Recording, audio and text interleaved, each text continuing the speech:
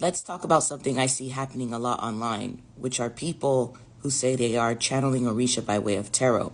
I'm going to break this down very carefully and respectfully as a person that not only reads tarot, but also as someone who is an Orisha priestess. I'm initiated in the Lukumi Cuban Santeria traditions. The first question you guys need to ask yourselves is this: who speaks through tarot? It's your spirit guides and your ancestors. Tarot, like pendulum and all these other spiritual forms of divining, are not tied to a religious system. They're spiritual tools that will allow you to communicate with what already comes with you spiritually. Guides and ancestors have the freedom to be able to be communicated with by these spiritual tools. You, as a person, have the freedom to communicate with them because they already were born and assigned to you. You can have that liberty to do that. Who does not speak through tarot is Orisha. And that's because Orisha have already selected that they are to be communicated with by tools of their choosing. In this case, Erindilogun, which is the cowrie shell system or the cowrie divination system, Ifa, and as well as Obi, divining directly to them.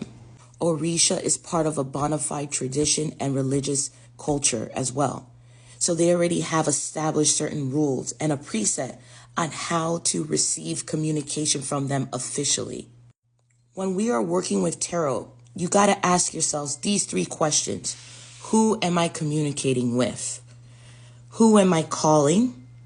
And am I properly calling them? When we communicate with tarot, it's not about just pulling cards and saying, oh, this is how I feel or this is who I think. It has to be taken serious. You have to understand the mechanics behind it. You have to understand who you're talking to and who's talking to you. And that's going to take years of developing your intuition and your skill set as a reader.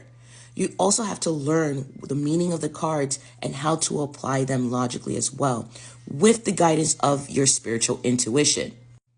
Many of us who are initiated into an Orisha tradition, especially in the diaspora, such as Lukumi, what many people refer to as Santeria, we are also, some of us, like myself, we practice Espiritismo.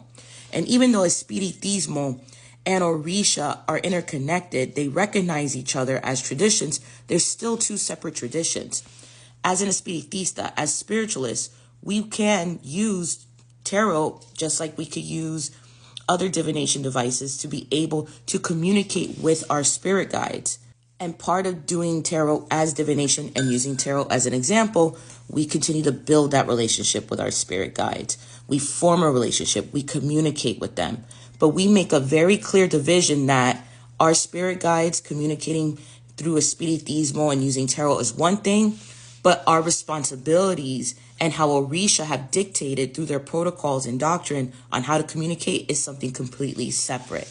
As initiates, we have to understand and we know to practice discernment to know when it is that we need to go to our Orisha. I'm not saying our spirit guides or ancestors, when they communicate to us, won't guide us in that direction. They very well can guide us saying, hey, this problem you're looking to solve or the guidance you're seeking, you have to go to your Orisha.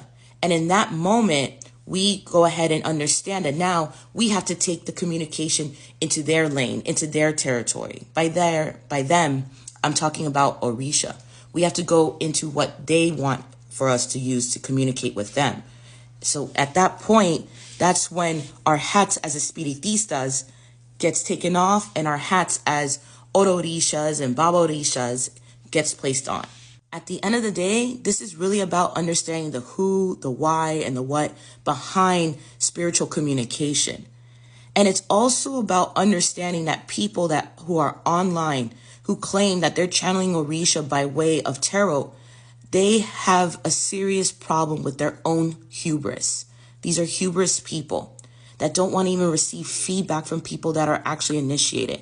People that even understand that there's a separateness between when we speak in tarot, who we're talking to, and in what tradition we're following, versus when we are practicing and involved in our Orisha tradition, we go about things accordingly as that tradition. It's about showing respect to the boundaries that are in place.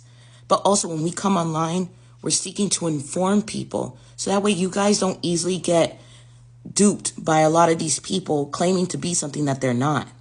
And I fully well and understand that a lot of people may not want to listen to what many of us are saying. But for those of you who are open-minded, for those of you who want to learn, who truly want to connect with Orisha, you're going to understand the logic behind the explanation I'm giving. How by way of tarot, you're talking to your spirit guides. Because again, anyone can talk to their spirit guides. Anyone can talk to their ancestors. And there's tons and tons of divination, spiritual divination devices such as tarot that you can use. But because Orisha is part of a religious and bona fide tradition, which has already established a form of communication, that simply needs to just be honored and respected. And when it's not honored and respected, then honestly, people truly don't respect Orisha.